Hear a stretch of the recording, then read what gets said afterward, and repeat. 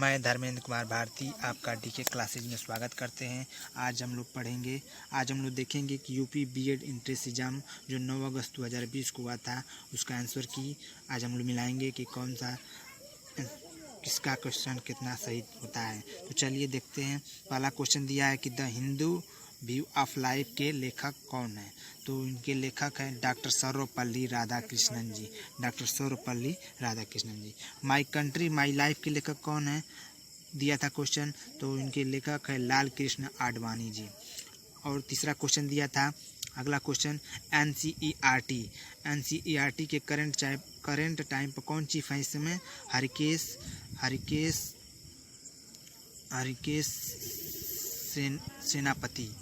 सेनापति जी हैं। अब नंबर चौथा देखिए, लॉन्गेस्ट रिवर इन ऑस्ट्रेलिया सबसे लंबी नदी कौन सी है ऑस्ट्रेलिया में, तो मरे नाम की एक नदी है, यह सबसे लंबी नदी है ऑस्ट्रेलिया में।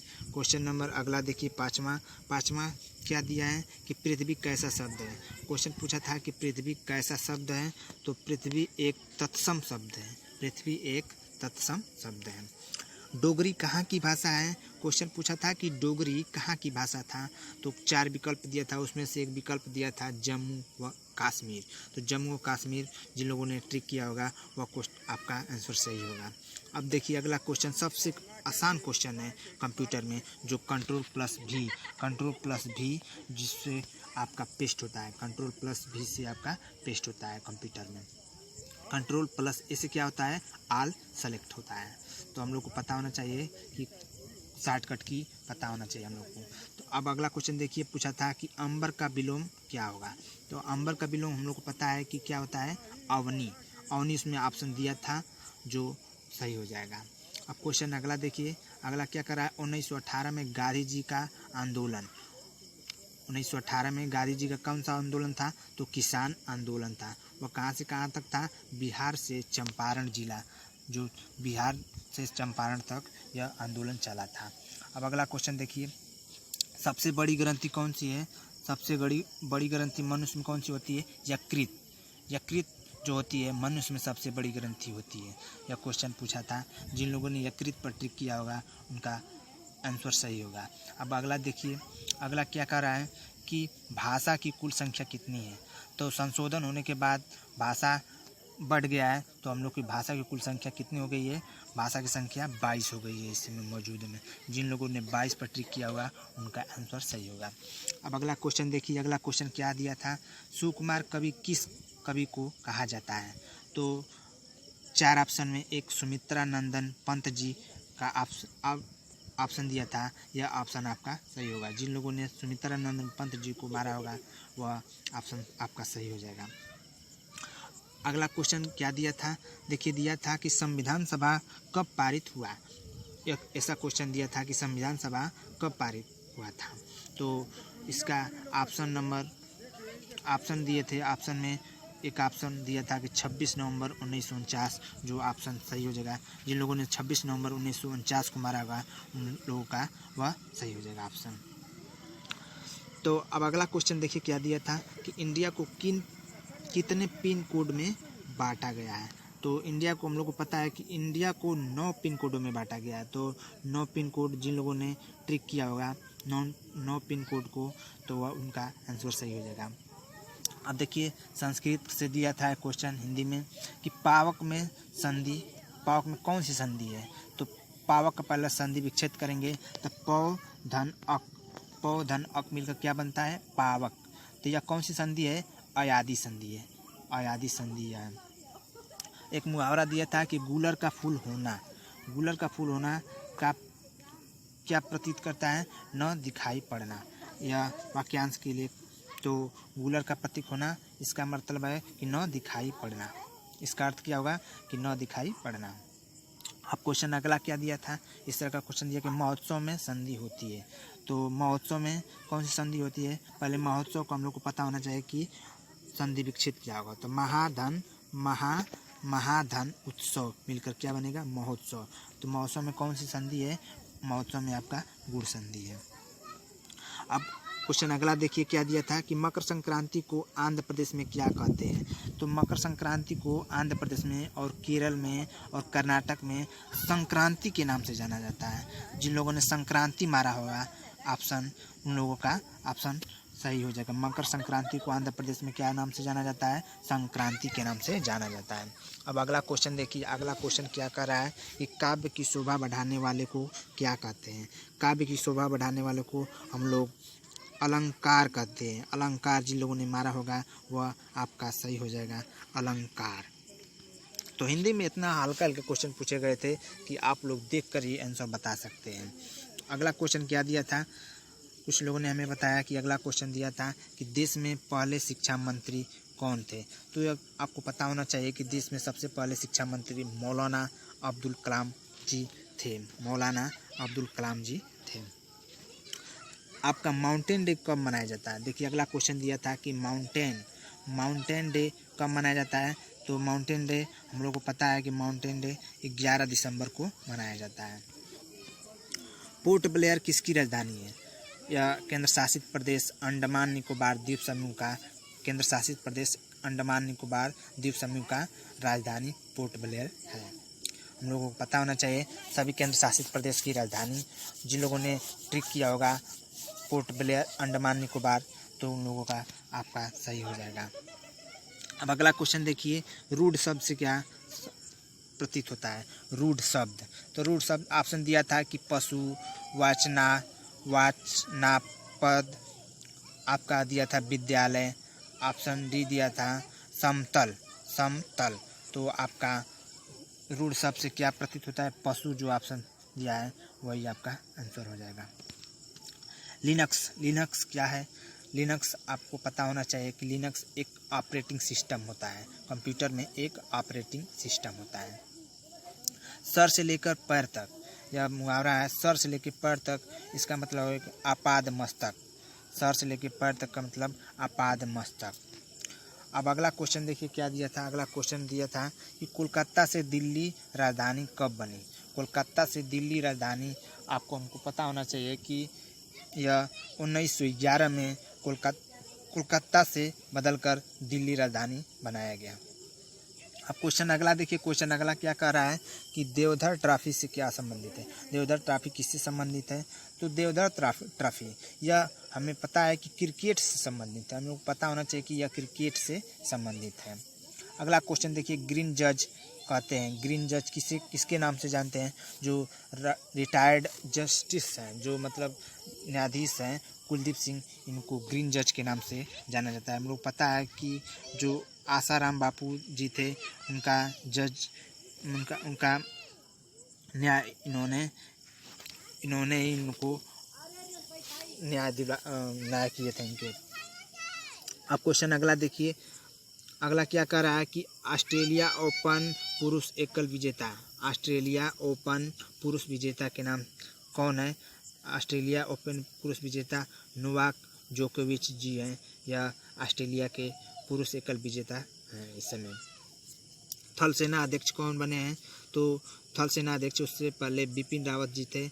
इस समय नए अध्यक्ष बने हैं जनरल मनोज मुकुंद नरवणे जी। आप इस समय बन चुके हैं, जो उनके बिपिन जी के हटने के बाद।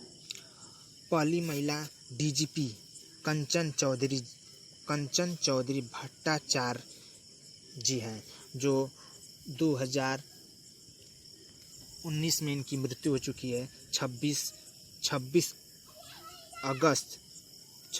अगस्त 2019 में इनकी मृत्यु हो चुकी है। यह मुंबई की रहने वाली थी कंचन चौधरी। 26 अगस्त 2019 में इनकी मृत्यु हो चुकी है।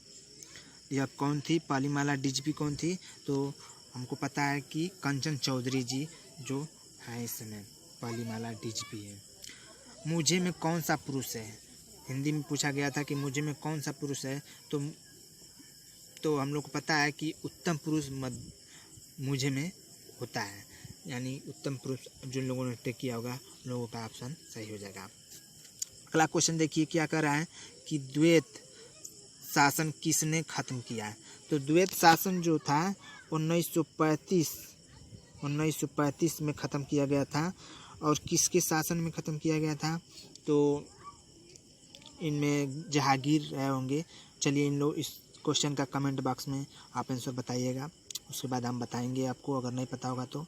चलिए अगला क्वेश्चन देखिए। अगला क्वेश्चन क्या कर रहा है कि पहला परमाणु रिएक्टर कौन है? पहला परमाणु रिएक्टर कौन है? तो पहला परमाणु रिएक्टर अप्सरा है। अप्सरा पहला परमाणु रिएक्टर है। क्वेश्चन अगला देखिए क्या कर रहा है कि कांग्रेस का विभाजन कब हुआ था? कांग्रेस का विभाजन आपको पता होना चाहिए कि 1907 में कांग्रेस का विभाजन किया गया था। अब परम 800 क्या है? यह एक कंप्यूटर है। यह किस प्रकार का कंप्यूटर है? यह सुपर कंप्यूटर है। पहला सुपर कंप्यूटर परम 8000 है। परम 8000 एक पहला सुपर कंप्यूटर है। छायावाद युग के प्रवर्तक कौन है? छायावाद युग के प्रवर्तक आपका मुकुटधर पांडे जी हैं। मुकुटधर पांडे जी आपका छायावाद युग के प्रवर्तक हैं। मौलिक अधिकार किस भाग में है? मौलिक अधिकार तो छायावाद युग के प्रवर्तक कौन है? मुकुटधर पांडे जी छायावाद युग के प्रवर्तक जाने जाते हैं, मुकुटधर पांडे। अब अगला क्वेश्चन देखिए क्या दिया था कि मौलिक अधिकार किस भाग में है? मौलिक अधिकार आपका भाग 3 में मौलिक अधिकार दिया गया है, जो अनुच्छेद 12 से 35 में दिया गया है। अगला क्वेश्चन क्या दिया है कि सिस्मोग्राफी क्या है? सिस्मोग्राफी दिया था कि यह क्या है? तो यह एक प्रकार का यंत्र है जिससे भूकंप की माप किया जाता है कि कितना भूकंप आया था। तो भूकंप मापी एक यंत्र है सिस्मोग्राफी। अब अगला क्वेश्चन क्या दिया है? अल नीनो क्या है? पूछा था कि अल नीनो क्या है? ऑप्शन उसमें एक ऑप्शन दिया था गर्म जलधारा, तो वही आपका ऑप्शन सही हो जाएगा। यह एक गर्म जलधारा है। मेरे चैनल पर जो पहली बार आए हैं प्लीज़ चैनल को सब्सक्राइब कर दीजिएगा और शेयर कर दीजिएगा, ताकि हम आपके लिए और भी वीडियो अपलोड करें तो सबसे पहले आपको नोटिफिकेशन पहुँचे। तो और भी मेरे चैनल पर जुड़े रहिएगा, मैं और भी आगे देखिए पढ़ाता हूँ। चलिए अगला क्वेश्चन देखिए कि भक्ति काल के लोकप्रिय कवि कौन है? भक्ति काल के लोकप्रिय कवि कौन है? तो यह लोकप्रिय कवि तुलसीदास जी, जो भक्ति काल के लोकप्रिय कवि के नाम से जाने जाते हैं। अगला क्वेश्चन देखिए दिया है उज्ज्वल में संधि कौन सी है? उज्ज्वल में संधि आपका उत्धन ज्वल, जो उत्धन ज्वल मिलकर आपका उज्ज्वल बनता है, यह एक व्यंजक संधि है। यह एक व्यंजक संधि है। आपका स कैसी ध्वनि है? स हम लोग को पता होना चाहिए कि यह मूर्धन्य स, जिसको मूर्धन्य स के नाम से जानते हैं, यह मूर्धन्य है। यह मूर्धन्य से प्राप्त होती है। यह ध्वनि कैसे प्राप्त होती है? मूर्धन्य से प्राप्त होती है, मूर्धा से। अब अगला क्वेश्चन क्या दिया था? अगला क्वेश्चन इस प्रकार का दिया था कि सर्व शिक्षा योजना कब शुरू हुआ था? सर्व शिक्षा योजना आपका कुछ ऑप्शनों में यह एक ऑप्शन दिया था कि 2000 से 2001 तक जिन लोगों ने ट्रिक किया होगा उनका आंसर सही हो जाएगा। तो 2000 से 2001 तक सर्व शिक्षा योजना शुरू किया गया था। अगला क्वेश्चन देखिए क्या कर रहा है कि रहीम किसके दरबारी कवि थे? तो रहीम हमको पता होना चाहिए कि रहीम अकबर के दरबारी कवि थे। अकबर के दरबारी कवि कौन थे? रहीम जी थे। रहीम के किसके दरबारी कवि थे? तो अकबर जी के। अब अगला क्वेश्चन क्या दिया था? अगला क्वेश्चन हम लोग को मिला है कि छायावादी कवि कौन है? तो छायावादी कवि हम लोग को पता होना चाहिए कि जयशंकर प्रसाद जी छायावादी कवि हैं। अब अगला क्वेश्चन क्या दिया था कि शिक्षा प्रणाली कब लागू हुई थी? तो शिक्षा प्रणाली 1986 में पहली शिक्षा प्रणाली लागू हुई थी 1986 में। अब और दूसरी शिक्षा इस समय अभी करंट टाइम में अभी हाल ही में लागू हुआ है 2020 में। तो यह जीके का क्वेश्चन है, हम लोग को पता होना चाहिए। अगला क्वेश्चन क्या दिया है कि नरेगा की स्थापना कब हुई थी? नरेगा की स्थापना तो नरेगा की स्थापना सन 2005 में नरेगा की स्थापना हुई थी। अगला क्वेश्चन देखिए क्या दिया था कि प्रकाश वर्ष किसका मात्रक है? तो प्रकाश वर्ष यह जीएस में पूछा था प्रकाश वर्ष किसका मात्रक है, तो यह दूरी का सबसे बड़ा मात्रक प्रकाश वर्ष जाना जाता है। हिंदी में देखिए क्या क्वेश्चन दिया गया था कि कमानी के लेखक कौन है, कमानी के लेखक कौन है, तो इसका आंसर हमको पता है, ऑप्शन दिए थे उसमें से जयशंकर प्रसाद को जिन लोगों ने ट्रिक किया होगा उनका ऑप्शन सही हो जाएगा। तो कमानी के लेखक कौन है, कमानी के लेखक जयशंकर प्रसाद जी हैं। अब क्वेश्चन अगला क्या दिया था, ओ ग्रुप सर्वदाता है, ओ ग्रुप क्या है, सर्वदाता है। ओ प्लस या ओ ग्रुप क्या होता है, ओ ग्रुप सर्वदाता या सबको दे सकता है, या ओ प्लस और ओ माइनस के रूप में भी होता है, या सबको देता है और इसको कोई नहीं दे पाता, यानी यह डोनेट सबको कर सकता है लेकिन यह रिसीव किसी से नहीं कर पाता है। अब अगला क्वेश्चन क्या दिया था कि राष्ट्रीय दुग्ध दिवस कब मनाया जाता है, राष्ट्रीय दुग्ध दिवस, यह आपको पता होना चाहिए कि यह 26 नवंबर को राष्ट्रीय दुग्ध दिवस के रूप में मनाया जाता है।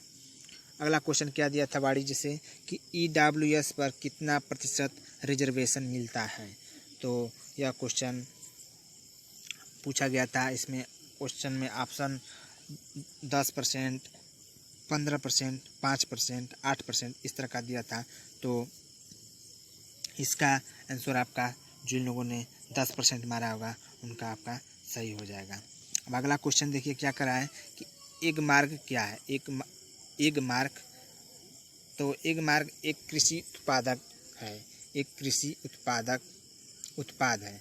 यह किसका प्रतीक है, कृषि उत्पाद का यह प्रतीक है एग मार्क, जो आपको कृषि के संबंधित प्रयोग किया जाता है। यह कृषि उत्पाद जिसको ग्रेडिंग व मार्किंग के नाम से, यानी कि जो बोरे पर मुहर वुहर लगता है वही होता है एग मार्क। अब क्वेश्चन अगला देखिए क्या कर रहे हैं कि राष्ट्रपति को शपथ कौन दिलाता है, तो ऐसा क्वेश्चन बहुत हल्का ही क्वेश्चन दिया था, कोई हार्ड नहीं दिया था। कुछ मैथ के क्वेश्चन थोड़ा टफ थे। तो राष्ट्रपति को शपथ सर्वोच्च न्यायालय के मुख्य न्यायाधीश जी कराते हैं, सर्वोच्च न्यायालय के मुख्य न्यायाधीश जी राष्ट्रपति जी को शपथ दिलाते हैं। अगला क्वेश्चन क्या कर रहा है कि ऑस्ट्रिया ओपन 2020 किसने जीता, ऑस्ट्रेलिया ओपन 2020 किसने जीता, तो यह अमेरिका ने जीता। अमेरिका के सोफिया केनिन नामक एक व्यक्ति हैं, इन्होंने ऑस्ट्रिया ओपन 2020 का खिताब जीता है, ऑस्ट्रिया ओपन 2020 का। अगला क्वेश्चन क्या दिया था, बहिर्मुखी में उपसर्ग क्या है, ऐसा क्वेश्चन हिंदी में दिया था कि बहिर्मुखी में उपसर्ग क्या है, तो उपसर्ग आपका बहिर है, यह उपसर्ग हो जाएगा। अगला क्वेश्चन देखिए क्या कर रहा है कि दिया था कि लोकसभा की प्रथम महिला स्पीकर कौन है, लोकसभा की प्रथम महिला स्पीकर कौन है, तो इस प्रथम महिला स्पीकर मीरा कुमारी को जाना जाता है, यह प्रथम महिला लोकसभा स्पीकर थी। अगला करंट अफेयर्स में दिया था कि मिर्ची अवार्ड 2020 किससे मिला, तो यह कलंक फिल्म मिला, यह एक फिल्म है, कलंक के नाम से जाना जाता है, इसे मिर्ची अवार्ड 2020 के नाम पर कई लोगों को मिला। उसमें ऑप्शन एक कलंक दिया होगा तो वही आपका सही होगा। वो बहुत जैसे खेसारी इस तरह के फिल्म को सभी को मिला है, तो उसमें एक ऑप्शन कलंक दिया होगा, वही ऑप्शन आपका सही हो जाएगा। काव्य के एक क्वेश्चन हिंदी में दिया था कि काव्य के भेद कितने होते हैं, तो हम लोग पता होना चाहिए कि काव्य दो प्रकार के होते हैं, तो एक पहला होता है महाकाव्य और दूसरा होता है खंड काव्य। तो काव्य के कितने भेद होते हैं, यही क्वेश्चन दिया था कि कितने भेद, ऑप्शन एक दिया होगा कि 2, तो वही आपका ऑप्शन सही हो जाएगा। अब अगला क्वेश्चन देखिए क्या कर रहा है, 27, 81, 54, 31, 93 में इसमें विषम ऑड नंबर क्या है, तो इसमें ऑड नंबर आपका 31 हो जाएगा, यही आपका सही हो जाएगा। जिन लोगों ने 31 पर ट्रिक किया होगा वही आपका सही हो जाएगा। अब अगला क्वेश्चन देखिए क्या कर रहा है कि 2, 10 रीजनिंग का क्वेश्चन है कि 2, 10, 45, 231, 1393 या तो इसको देखिए हम कैसे हल करते हैं। तो दो देखिए 2 गुणते 3 प्लस 2 3 6 4 10 आपका हो जाएगा। अब 10 गुणते देखिए 10 प्राप्त हो गया। अब 10 गुणते 4 प्लस 10 चौको 40 अब 5 45 हो जाएगा। मतलब यहाँ पर एक बड़े वृद्धि कीजिए और यहाँ पे एक वृद्धि कीजिए। 3 की जगह पर 4 फिर 5 6 इस तरह 4 5 6। अब उसी तरह हो जाएगा आपका 45 गुणते 5 प्लस 6 बराबर आपका कितना हो जाएगा 231। अब उसी तरह 1393 गुणते 6 प्लस 7 बराबर आपका कितना हो जाएगा 9759। जो ऑप्शन दिया होगा वही ऑप्शन 9763 आपका सही हो जाएगा। 9763 जिनमें ऑप्शन दिया होगा वही आपका सही होगा। इसको इस तरह से हल कर देंगे। अगला क्वेश्चन क्या दिया था देखिए। अगला क्वेश्चन दिया है कि ए बराबर माइनस मानेंगे, बी बराबर डिवाइड मानेंगे और सी बराबर प्लस मानेंगे और डी बराबर मल्टीपल मानेंगे। तो ये इस प्रकार के क्वेश्चन को हल कीजिए। तो इस तरह के क्वेश्चन को हल कीजिए। तो 30 बी की जगह पर बी बराबर डिवाइडर यानी भागाकार का चिन्ह हो जाएगा और 5 ए की जगह क्या होगा माइनस। अब 22 अब सी की जगह क्या हो जाएगा सी की जगह पर हो जाएगा प्लस सी प्लस। अब 40 हो जाएगा। अब क्या होगा अब डी की जगह पर क्या होगा डी की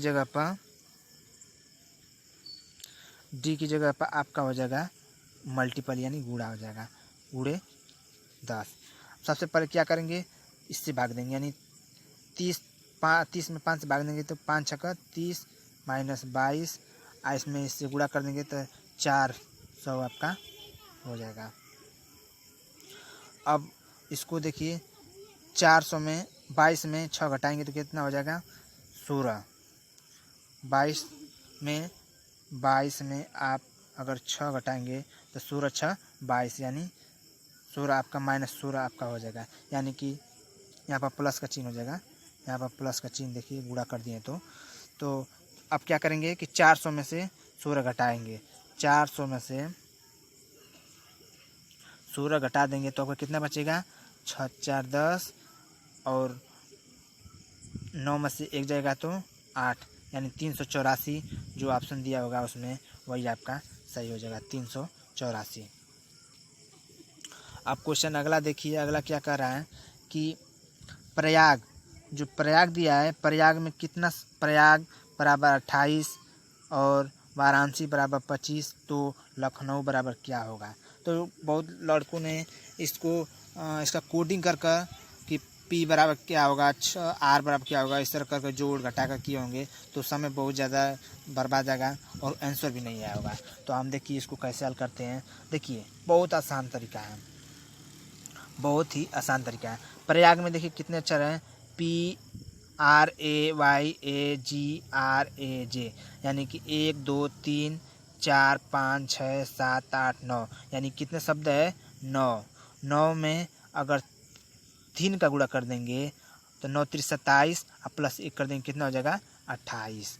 उसी तरह वाराणसी में कितने शब्द है 1 2 3 4 5 6 7 8 यानी कि 25 किस तरह लाएंगे इसी विधि से। तो कितना दिया है 3 3 6 2 8 यानी 8 शब्द है तो 8 गुणते 3 करेंगे और प्लस 1 करेंगे तो कितना होना चाहिए। देखिए कितना हो रहा है 8 3 24 प्लस 1 यानी 25 आपका यानी यही नियम फॉलो हो रहा है। तो इसी तरह लखनऊ में कितना शब्द दिया है तो 1 2 3 4 5 6 7 यानी 7 गुणते 3 प्लस 1 यानी कितना हो जाएगा 7 3 21 1 22 आपका 22 आंसर आपका हो जाएगा। यानी कि लखनऊ बराबर क्या हो जाएगा लखनऊ बराबर आपका 22 ऑप्शन जो दिया होगा वही आपका सही हो जाएगा। अब क्वेश्चन अगला देखिए। क्वेश्चन क्या कर रहा है कि तोता का संबंध उड़ना से है तो इसी प्रकार रेंगना किससे संबंधित है? तो एक ऑप्शन दिया था कि मछली, और एक ऑप्शन दिया था कि मगरमच्छ, और एक ऑप्शन दिया था कि गौरैया, एक ऑप्शन दिया था कि मेंढक। तो इसमें तोता का संबंध उड़ना से है, तो इसमें से कौन रेंगती है? यानी मेंढक उसमें तैरता है, यानी उसमें उड़ता है। गौरैया आकाश में उड़ती है, मछली भी तैरती है, और मगरमच्छ क्या करता है? रेंगता है। यानी कि ऑप्शन बी आपका सही हो जाएगा, पानी में यह रेंगता है। अगला क्वेश्चन देखिए क्या कर रहा है कि 5 समंदे 5.5 और 6 के बीच सुई समकोण कब बनाती है? 5, 5.5 और 6 के बीच सुई कब समकोण बनाती है? तो इसको हल करेंगे, तो इसको हल करेंगे तो इसका आंसर आएगा। आप इसको पहले सबसे पहले इसका आंसर हम बताएंगे, और आप इसको कमेंट बॉक्स में इसका आंसर बताइएगा, हम इसके बाद इसको आंसर बताएंगे। अगला देखिए क्वेश्चन क्या कर रहा है, 3 परिशुद्ध पासे को एक साथ उछाला जाए तो सभी पासों पर समान अंक आने की प्रायिकता ज्ञात कीजिए। तो यानियस आपका कितना दिया है? यानी 3 पासा दिया है, तो यानियस आपका कितना हो जाएगा? यानी एक पासे में कितना अंक होता है? 6 अंक होता है। उसी प्रकार 3 पासे में कितना हो जाएगा? तो 6 के पावर 3, यानी यानियस बराबर कितना हो जाएगा? यानी 3 बराबर यानियस बराबर कितना हो जाएगा? 6 36, यानी 216 आपका हो जाएगा। इस प्रकार अन्य बराबर हम लोग प्राप्त कर लेंगे। तो और करा सभी पासों पर समान अंक, यानी समान अंक कैसे प्राप्त होगा? यानी सभी पासों पर 1 1 1 1, यानी तीनों पासों पर 1 1 आना चाहिए। 2 2 2 आना चाहिए। 3 3 3 आना चाहिए। 4 4 4, 5 5 5, 6 6 6, यानी सभी पासों पर समान अंक आना चाहिए। क अंक है संख्या? 1 2 3 4 5 6, यानी आपका क्या हो जाएगा? यानी बराबर क्या हो जाएगा? यानी आपका हो जाएगा, यानी आप तो यानी आपका यानी बराबर कितना हो जाएगा? यानी आपका हो जाएगा यानी बराबर आपका हो जाएगा 6/216, यानी कि 6 से कटा देंगे तो 36, यानी आपका आंसर कितना हो जाएगा? 1/36, जिसमें आपका आंसर ऑप्शन दिया होगा 1/36, वही ऑप्शन आपका सही हो जाएगा। तो अगला क्वेश्चन अब देखिए, अगला क्वेश्चन क्या कर रहा है कि विषम छाटिए। विषम आपको छाटना है। विषम कि किसान, कुम्हार, बढ़ई, मिस्त्री में कौन विषम है? तो किस कुम्हार, बढ़ई और मिस्त्री सभी बनाते हैं, मतलब यह बर्तन बनाता है, बढ़ई लकड़ी से काम करता है कोई, और मिस्त्री घर को बनाता है। और किसान जो ऑप्शन दिया है यह अलग है, क्योंकि यह उपज करता है, यानी उगाता है। यह सभी बनाते हैं, यह उगाता है, खेती में काम करता है। इस प्रकार यह अलग हो जाएगा। अब अगला क्वेश्चन क्या दिया है, अली अली का अर्थ क्या है? अली अली का अर्थ होता है भौरा सखी। अली अली का अर्थ, यह क्वेश्चन दिया था कि अली अली का अर्थ क्या होता है? तो जिन लोगों ने भौरा सखी मारा होगा उन लोगों का ऑप्शन सही हो जाएगा। अब अगला क्वेश्चन देखिए क्या दिया था कि दिव्य काव्य में आता है, दृश्य काव्य में क्या आता है? तो जो दृश्य काव्य में इस तरह का क्वेश्चन दिया था। और अगला क्वेश्चन देखिए क्या दिया था कि कौन सी गर्म जलधारा नहीं है? तो गर्म जलधारा कौन सी नहीं है? तो कनरी, जो आपका दिया है कनारी, यही आपका गर्म जलधारा नहीं है। तो इस प्रकार हमारा क्वेश्चन खत्म हुआ। अगर यह मेरा वीडियो अच्छा लगा हो तो प्लीज़ चैनल को सब्सक्राइब एंड शेयर कर लीजिए। Thank you for watching my video.